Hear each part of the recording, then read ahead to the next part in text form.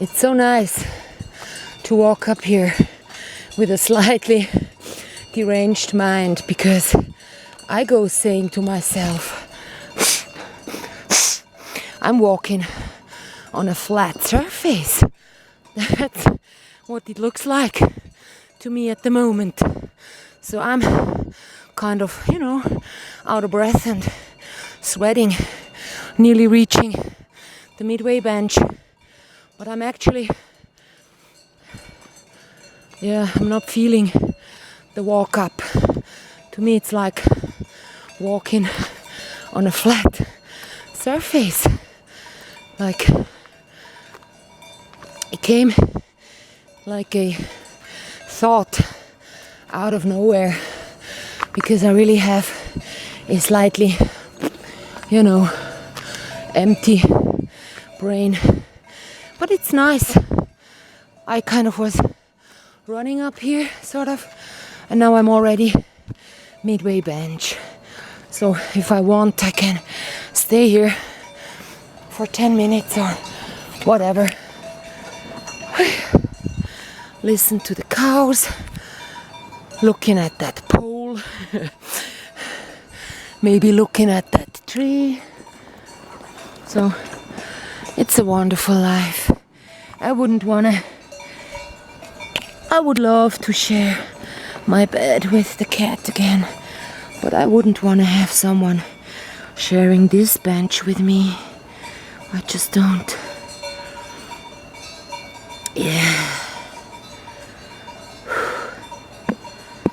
I can feel the coffee in my stomach, it is, and the yogurt drink as well.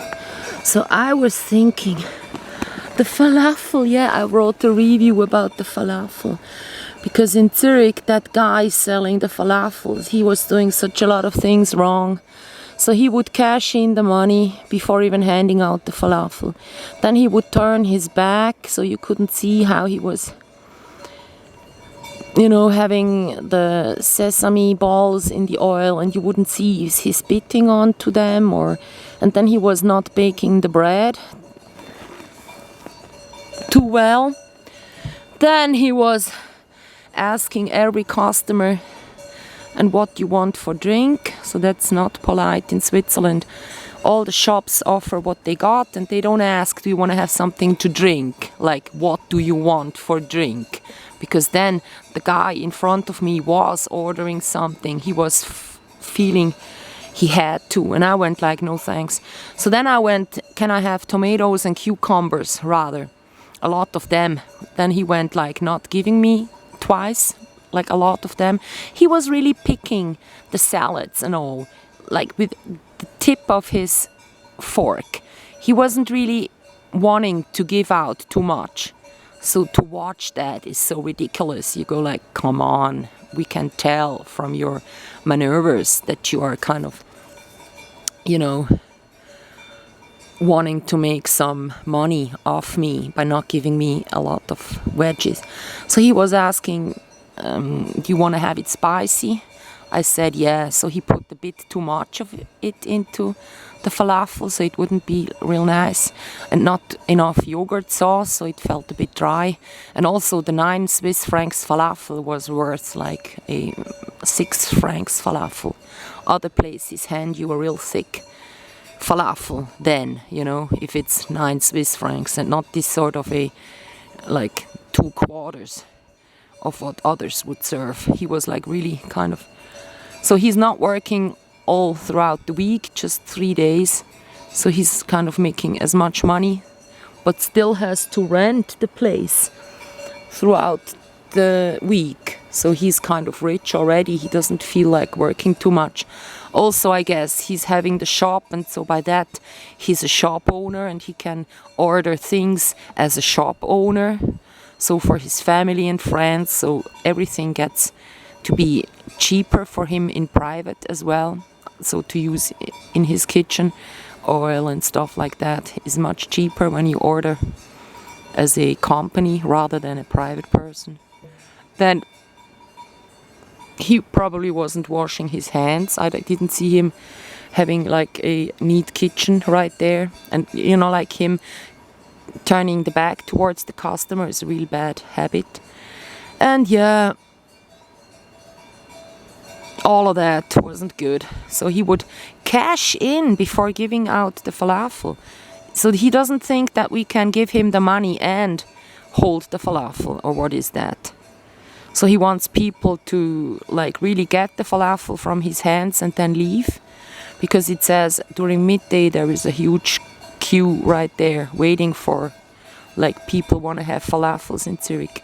So I tell you, if you want to have a good business idea, come to Zurich and maybe think about having a, you know, booth there somewhere selling falafels, because there is a few other places in Zurich where you can get those, and not really, you know, they're not all close up. One is at the real posh area in the mid of the banks. That one I went to yesterday. Then there is one in this red light district and another one in this red light district. So these two are really good. They're open all through night. One of them is. And then there is one at the university. So next time I'm going to Zurich, I'm going to check out that one. It's just a few, you know, streets up the hill. Then I'm at university level, and there it should be a bit a fairer price and a bit bigger falafel and all. Yes, I still feel a bit dizzy, like having had so much coffee. Now I will have to walk another half an hour. And then tomorrow I'm not gonna shower, I'm going to bed. Then I'm gonna put the alarm clock so it wakes me up at 6 o'clock, because now it's 8. I will be at home at 9 o'clock, so I can get up at 6 o'clock. It'll be such a nice night today, you know, watching television, not doing nothing. So then tomorrow at 6 o'clock I will carry all those books up to the post office, and I hope they will open at 8 and not like at 7, so they won't, you know, see me doing all that strenuous work with those books. Or I could wait for the postman. I'm a bit shy. I don't want to go ask the postman for that favor, because everybody will see that I asked him and he's driving me, like he's ending his postal route at my house. He's going further downhill to visit another farmer, and that's it. So then he turns around and he goes all up to the post office where I need to go with those books, because in front there is a tourist office and they have it to take with and to bring library. So just a few books in a box, so you can put your books there. And since it's where I got them from, now I want to take them there again. Some of them I need to throw away, and I have done that, so, but most of them can go right there. So I go like, you know, if I do that, like every week I go to the shop in the village and I take up 10 books. I'll be done until Christmas. I have to have a mindset like this, so I'm not like, I hate it. If I put too many books up there at once, they go like, what's wrong? But if there always 10 books get added, there isn't gonna be any complaint, because what could they complain about? Tell me. But if I do this kind of, we call it Hauruck, like once and for all action, then they might go, oh, she's doing something, watch her. And they might, you know, talk about it, and then I get again to be the topic of the village, which I don't want to. I've been so loud when the cat died. I was crying and I was looking for the cat. I went through the village. Mau Mau, where are you? Mau Mau. So they knew I'm so looking for the cat. So I was the topic of the village already. So, yeah, I'm so glad. Now I just have to go home, lay down on my carpet, open the windows, put on some nice comedy show, the one I started watching yesterday, until I said to myself, let's watch My Own Cat. So yeah, I rewatched, and now I saw what went wrong. I didn't do too much video when he was ill, but when he was gone for 10 days and came back and was peeing, his kidneys were already broken. Something has poisoned him by then already.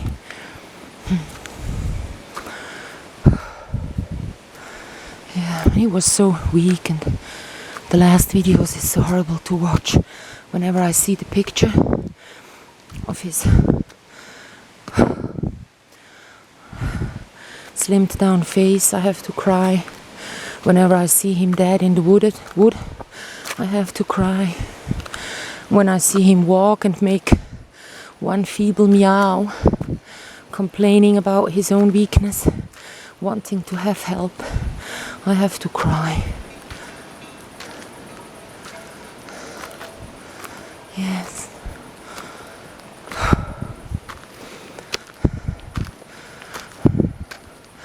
I'll ask the postman tomorrow, because if I do it at once, that's what these libraries are for. I'm allowed to take the books there, right? So it's not something they can complain about. And if they do, it's just, well, why are you complaining? I can face that if they do. So now it's goodbye from me. I want to walk, have a steady breath, and by that be at home a bit quicker maybe, right?